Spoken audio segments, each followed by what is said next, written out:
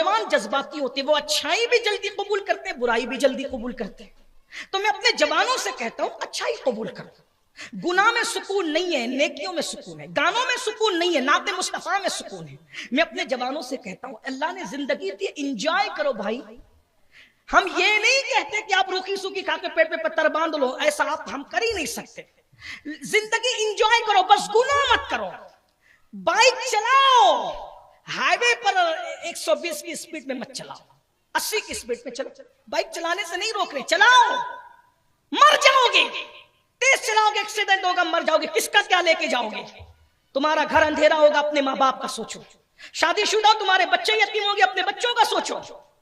तुम्हारी माँ की गोद खाली होगी, और सब तो जाने दो भाई, कोई कुछ नहीं है।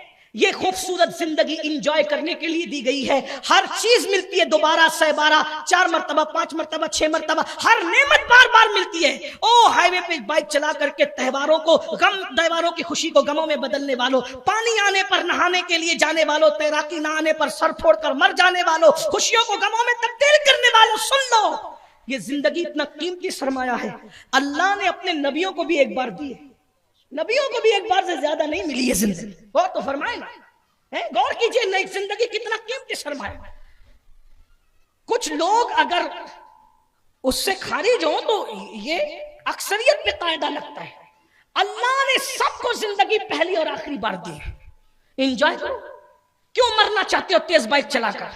हाईवे पे बकरीद में बाइक दौड़ाते हो, उलमा चीख रहे हैं, ईदगाह से चीख रहे हैं, जलसों से चीख रहे हैं, कौन सुनने वाला है? फिरौन बनना चाहते हो, मस्ती करना चाहते हो भाई? तो अगर आप 20 स्पीड कम कर दोगे, 30 स्पीड कम कर दोगे, तो क्या कोई नामर्दों में तुम्हारा नाम होगा? कोई रेस लगाई है तुमने, कोई मुकाबला? अगर मुकाबला भी किया तो हमें कोई मुकाबला नहीं करना ऐसा जिससे जान जाए। जान की अहमियत को समझो। तेज बाइक चला के अपने माँ बाप को के घर को सूना करने वालों, अपनी जवान बीबियों के सुहाग को उजाड़ने वालों, अपने बच्चों को यतीम करने वालों, अपनी जवानी को खत्म करके जिंदगी को खत्म करने वालों, हमारे यहाँ जिंदगी की अहमियत इतनी है। एक तरफ नमाज हो, एक तरफ जिंदगी हो, तो इस्लाम कहता है नमाज तोड़कर अपनी जिंदगी को बचा लो। जो मजहब नमाज तोड़कर जिंदगी को बचाने की बात करता है, उसमें बाइक भगाकर जिंदगी बर्बाद करते हो। कितनी बार समझाया जाता है मत भगाओ बाइक, 10 मिनट लेट पहुंचोगे भाई, 15 मिनट लेट पहुंचोगे। जिंदगी कीमती है, जिंदगी बचाने के लिए बकदरे जरूरत हराम को उतने वक्त के लिए इजाजत दे दी जाती है। गौर करें, तवज्जो फरमाएं, समझो, दीन के करीब आओ, मजहब के करीब आओ। बहरहाल तो अर्ज कर रहा था, नौजवानों की टीम पिकनिक के लिए गई है। तो पिकनिक का मतलब क्या? पिकनिक का मतलब एक वक्त वो होता था कि चलो दरियाओं को देखेंगे, खालिक दरिया की सिफात में गौर करेंगे कि दरिया इतना खूबसूरत, तो बनाने वाला कितना खूबसूरत, उसके हुस्न का आलम, वो तो सूरत से पाक है। दरिया इतना खूबसूरत है तो उसके हुस्न का आलम क्या होगा, जो खुदा सूरत से पाक है। फूल इतने खूबसूरत है तो बनाने वाले के हुस्न का आलम क्या होगा। तितलियां इतनी खूबसूरत है तो बनाने वाले के हुस्न का आलम क्या। बलखाती नदियों का अंदाज ये है, उसकी कुदरत की शान, ये सब ये गौर। और अब पिकनिक, शराब, ताश के पत्ते, जुए के पत्ते, औरतों के साथ बातें, लड़कियों के साथ बातें। अब तो ये भी हमारे शहर में और दूसरी जगह भी क्या, फैमिली के साथ जाते तो कोई पर्दे का एहतमाम नहीं होता, इसके दोस्तों से वो, उसके दोस्तों से वो, ये सब मिलजुल के कहा। हम बड़े शक्की मिजाज नहीं, ये मौलवी लोग होते हैं शक्की मिजाज, हम तो रोशन ख्याल लोग हैं। फिर पिकनिक से आने के बाद जो होता है, फिर सारी रोशन ख्याली दिमाग में आ जाती है, घर उजड़ जाता है ना, फिर सारी दास्तानें हैं। तो बहरहाल चंद लड़के गए बहुत बड़े शहर में, और जाने के बाद अय्याशी सूझी तो कहा चलो भाई लड़कियां खरीदते हैं। कुछ लौजे तो ऐसी भी है ना जहाँ लड़कियां, औरतें बिकती हैं। वाज़े तौर पे कहना चाहता हूँ, अल्लाह हक कहने में हया नहीं करता, उसके रसूल ने हक कहने में हया नहीं फरमाई है। हालात ऐसे, किसी से छुपा नहीं है। इतने शरीफ और इतने भोले नहीं हो, शरीफ तो बहुत हो, भोले नहीं हो, बहुत शरीफ है। तुम्हारी शराफतों पर मेरी जान कुर्बान मेरे भाई, बहुत शरीफ। मेरी कौम शरीफ नहीं होगी तो कौन शरीफ, भोले नहीं हो बहुत। ओ वहां पर गए और जाने के बाद मालदार करोड़पति घराने के बच्चे थे, तो शैतानत और उनमें फर्क क्या हो सकता था। पैर जमीन पे नहीं टिकते थे, तो काउंटर में पहुंचे, कहा जरा तस्वीरें बताओ तो हम पसंद कर लें। जब उसने तस्वीरें बिखेरी ना, तो एक नौजवान जो बहुत मालदार घर का था, उसकी एक तस्वीर पर नजर गई तो उसके पैरों के नीचे से जमीन खिसक गई, उसकी हालत गैर हो गई। उसने कहा वापस चलो भाई, कुछ नहीं करना। कहा क्यों? आखिर इबलीसी जन्नत से वापसी का तसव्वुर कैसा?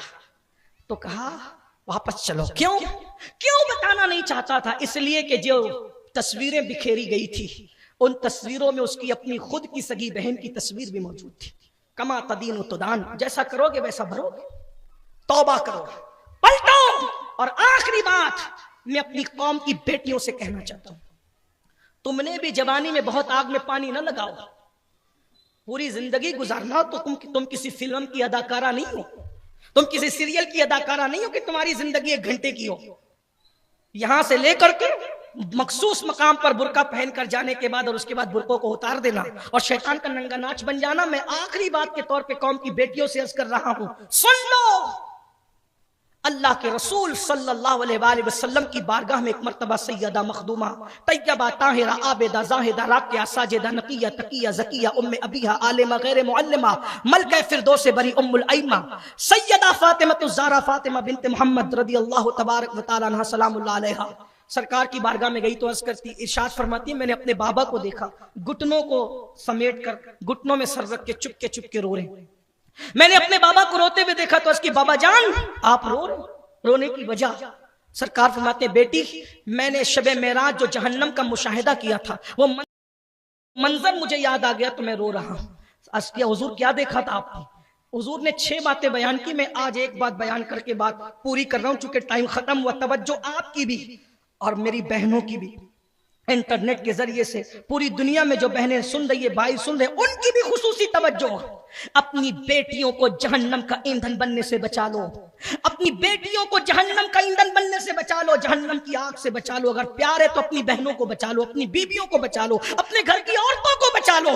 अरे सालन में नमक ज्यादा होने पे जब डांटते हो तो बीवी को और बहन को और माँ को और जो है वो घर की औरतों को बेपर्दा निकलने पर भी तो समझा सकते हो। अगर अल्लाह अकबर मैके जाकर के 10 मिनट तुम्हारा टाइम से लेट आती है तो तुम 2 दिन बाद बंद कर सकते हो, तो बेपर्दा घूमने पर भी तो तुम तंबी कर सकते हो। खुदा के लिए, अपनी जात के लिए तुमने गुस्से दिखाए, अल्लाह के लिए भी तभी कभी गुस्सा दिखा के देखो, अल्लाह के लिए भी कभी गुस्से का इजहार करके देखो। अल्लाह अकबर। सैयदा कायनात कहती, मैंने अपने बाबा कायनात के ताजदार से पूछा, मालिक कायनात से, आलमीन के मालिक से मैंने पूछा, आका ये बताएं, ए रहमतुल लिल आलमीन, ए मालिक आलमीन, ये बताएं कि आपने क्या देखा? फरमाया, बेटी मैंने देखा कि जहन्नम में कुछ औरतें हैं जो नंगी है, औंधे मुंह लटकी हुई है, सर नीचे है, पैर ऊपर है, नंगी है। अब गौर फरमाएं, मैं जबान हया मेरी खामोश है, मैं इससे आगे क्या बयान करूं? सिर्फ इतना, अगर ऐसी कमरे में भी किसी को नंगा औंधा लटकाया जाए, नंगा औंधा लटकाया जाए, उसका क्या बनेगा बताओ? डांट सुन करके रोने वाली मेरी कौम की बेटियों, अगर पटाखा फूट जाए तो तुम्हारा कलेजा धक से हो जाता है।